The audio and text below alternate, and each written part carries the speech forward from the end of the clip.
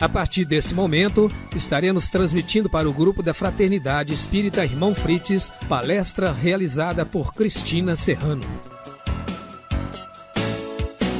Uma boa noite a todos os irmãos e ouvintes da Rádio Sociedade de Ponte Nova.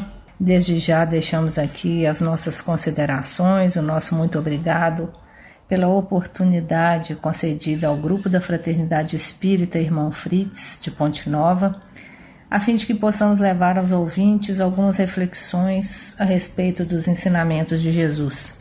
E a nossa reflexão de hoje é uma passagem que São Mateus anotou no capítulo 7 do seu Evangelho, no versículo 1, onde Jesus nos disse: não julgueis para que não sejais julgados.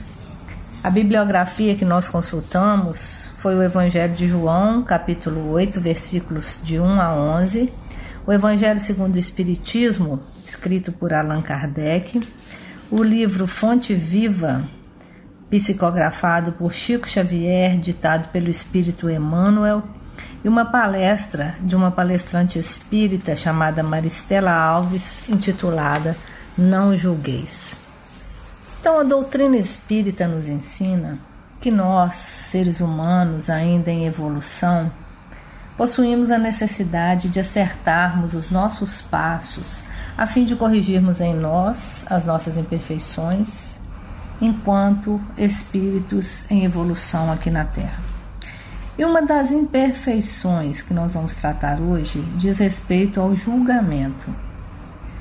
Então, durante toda a nossa vida, nós somos convidados a emitirmos o nosso parecer em várias situações que a gente vive. Às vezes até mesmo inconscientemente, é uma conversa que a gente ouve aqui, é uma notícia que a gente lê ali, e a gente já emite um parecer de pronto. Isso está certo, isso está errado. Então, sem pensarmos, nós já temos aquela opinião formada. Então, a gente tem mesmo essa tendência de agir constantemente como juízes da consciência alheia, como juízes da moral alheia. E a esse respeito, a respeito do julgamento alheio, Emmanuel, no livro Fonte Viva, o qual nós nos referimos na bibliografia, psicografado por Chico Xavier, ele nos diz o seguinte: como refletir apropriando-nos da consciência alheia e como sentir a realidade usando um coração que não nos pertence? Então, se nós refletirmos sobre essa fala de Emmanuel, nós vamos perceber que realmente não dá. Somente cada um é que sabe aquilo que traz no coração, lá na sua intimidade. Pode ser marido, pode ser esposa, pode ser pai, mãe, filho, não dá. A gente não consegue se apropriar da consciência alheia. Tem um ditado que nos diz que o coração do outro é terra que ninguém pisa. E não pisamos mesmo. Por quê? Porque cada um é que sabe o que vai lá no fundo do seu coração, o que sente. Nós podemos até imaginar, nós podemos fazer uma ideia do que o outro está sentindo, do que o outro está passando, mas o sentir é somente cada um, é que vai nos dizer. Portanto, cada um de nós, quando faz a leitura do comportamento do outro, o faz de acordo com aquela percepção limitada que nós temos da vida. Por que a nossa percepção é limitada? Porque nós só sabemos de acordo com as nossas experiências adquiridas, né? De acordo com aquilo que já nos foi possível vivenciar através dos séculos. Nós, como espíritas, nós sabemos que nós somos espíritos seculares, espíritos milenares, nós já vivemos, fomos criados há milênios. Então, a gente sabe que a ideia que nós temos hoje, ela não foi construída agora. Então, quando eu vejo determinada cena ou quando alguém me conta um determinado fato, eu geralmente já emito uma opinião sobre o fato.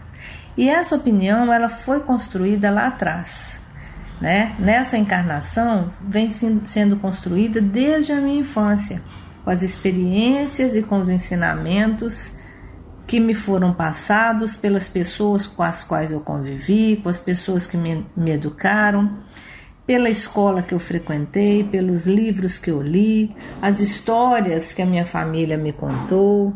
Então, antes da minha infância também, nas minhas experiências pretéritas, nas minhas outras reencarnações, nas minhas outras vivências. Então, tudo isso vai compondo o que a gente pode chamar de reservatório moral e intelectual. E nesse reservatório está tudo aquilo que me ensinaram, que me disseram que era bonito, que era feio, que era certo, que era errado. E eu fui guardando isso tudo. Para quê? Para construir a minha personalidade, aquilo que eu sou hoje. Então hoje eu sou quem? Eu sou o resultado de todos os conceitos, de todas as informações que a vida me passou e que nem sempre são corretos, são verdadeiros aos olhos de Deus. E muitos desses conceitos eu nem questionei. Algumas vezes não questionei por falta de discernimento para questionar, outras vezes mesmo por comodismo, por preguiça. Então é como se a gente criasse caixinhas na nossa cabeça.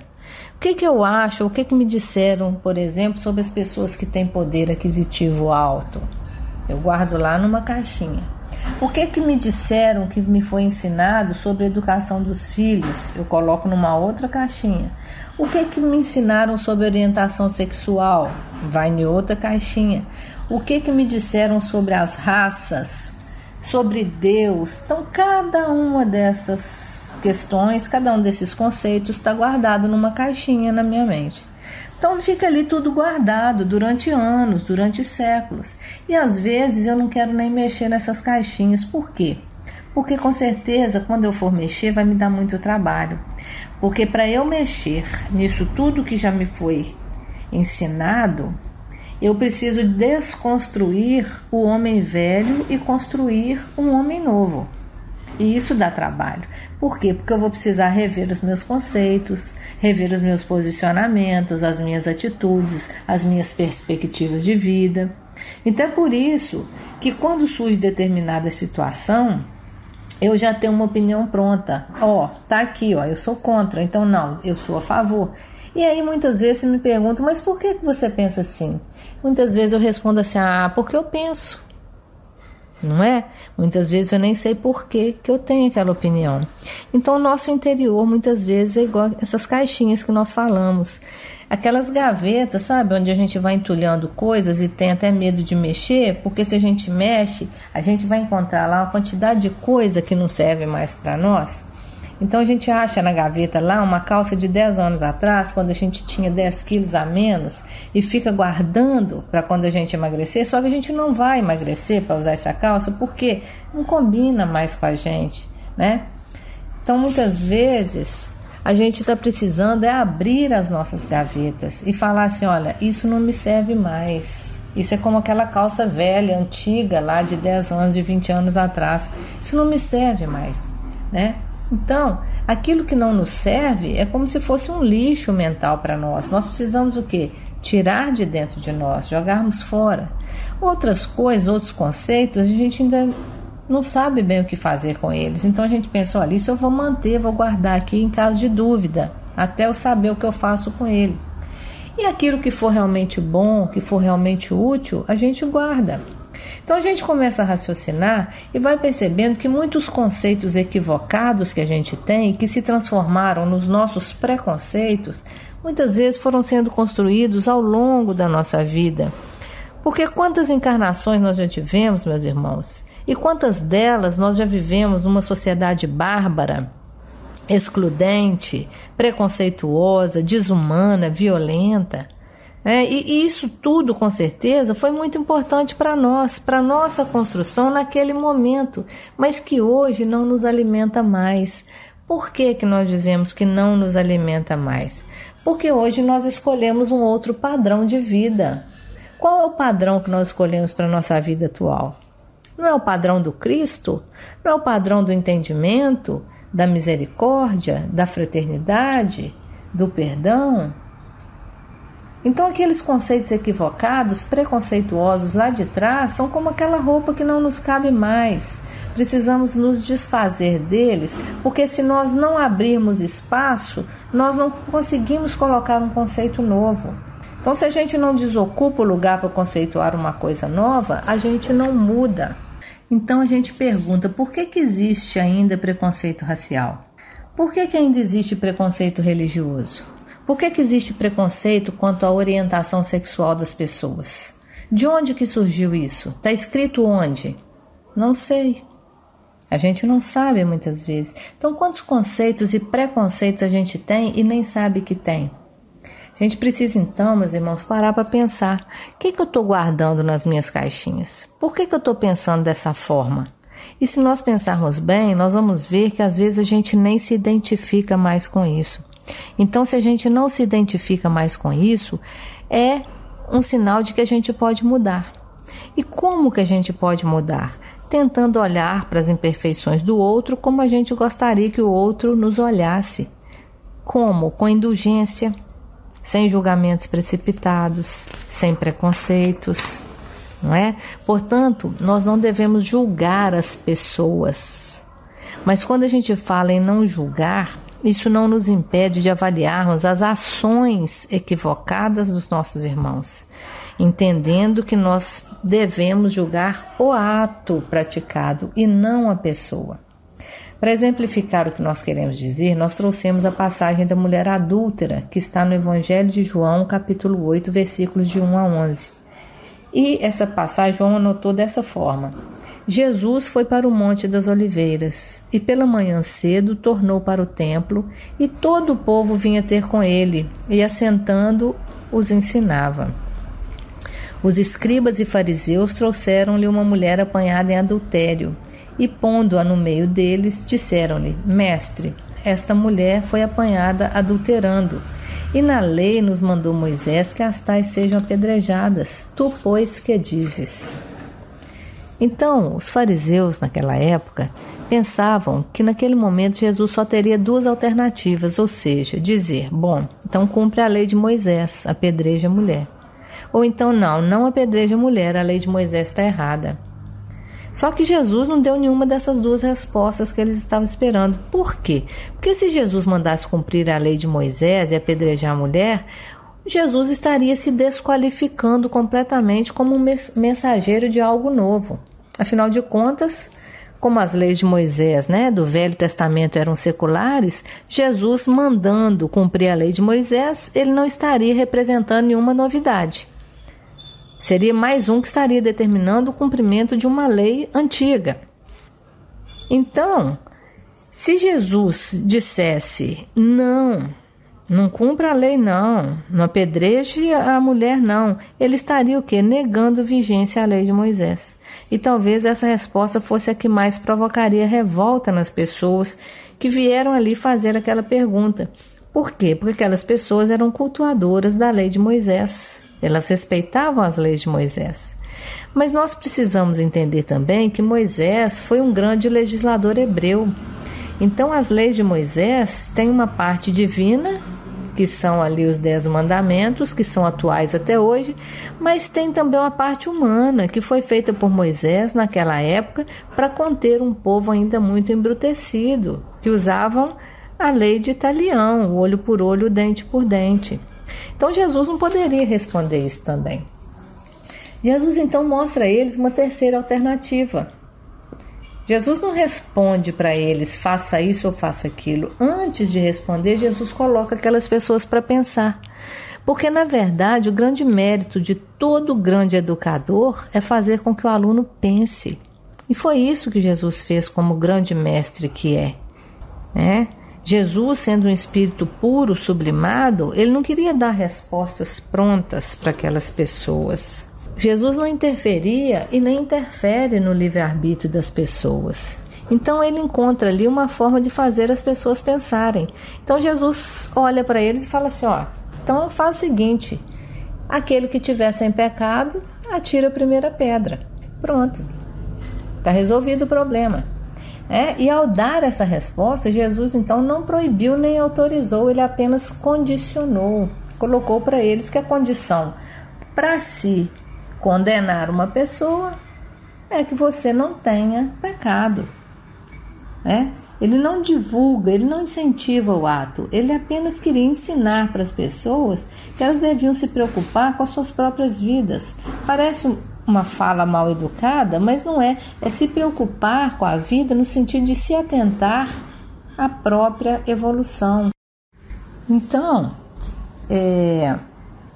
para provar que Jesus não era conivente com a prática, daquele ato, ele pergunta para a mulher: onde estão aqueles que te acusavam? E a mulher responde para ele: foram-se todos, Senhor. E aí ele fala: bom, então vá, que eu também não te condeno. Mas Jesus, antes da mulher ir, ele dá um conselho para ela. O que ele diz?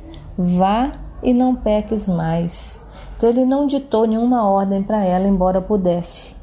Ele não falou com ela: olha, eu te proíbo de tornar a fazer o que você fez. Ele só tentou colocar para aquela irmã que ele não estava condenando a pessoa, estava apenas mostrando para ela o ato equivocado que ela estava cometendo, e fala para ela: vá e não faça isso de novo, porque existe uma lei que é uma lei universal, uma lei de Deus, que é a lei de causa e efeito, que vai te dar de acordo com a sua obra. Então, se você continuar se equivocando dessa forma, pode te acontecer coisa pior. Então, meus irmãos, quando Jesus abdica de julgar a pessoa, é como se ele estivesse falando para a gente assim: olha, ninguém deve julgar seu irmão. Por quê? Porque nós temos muito ainda o que aprender, nós temos muito ainda que melhorar. Até porque, para eu julgar um defeito no outro, eu preciso conhecer muito bem esse defeito, porque eu não posso julgar no outro aquilo que eu não conheço.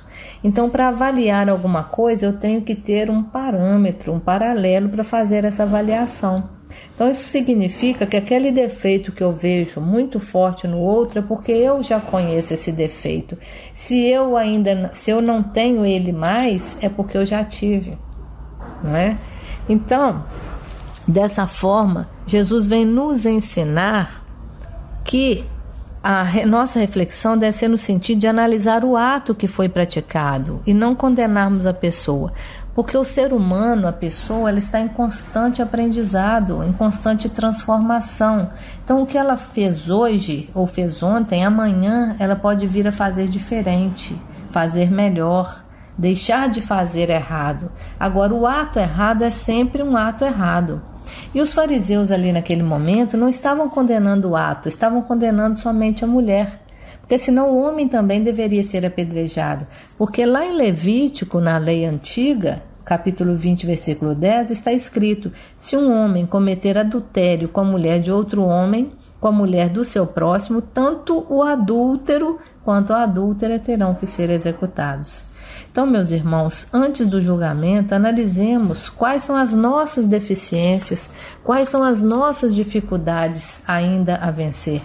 Evitemos os julgamentos, os preconceitos, deixemos o julgamento para a consciência de cada um no tempo próprio, porque nós sabemos que nós somos filhos de Deus, centelhas divinas, que fomos criados para atingirmos a perfeição. Então todos nós somos árvores que produziremos nossos frutos, mas é necessário esperar a época certa de cada um frutificar. Muitas vezes a gente olha para o irmão e começa a jogar pedra, dar paulada, balançar a árvore, para ver se os frutos daquele irmão caem. Mas na verdade talvez nem os nossos frutos estejam prontos ainda, estejam maduros ainda.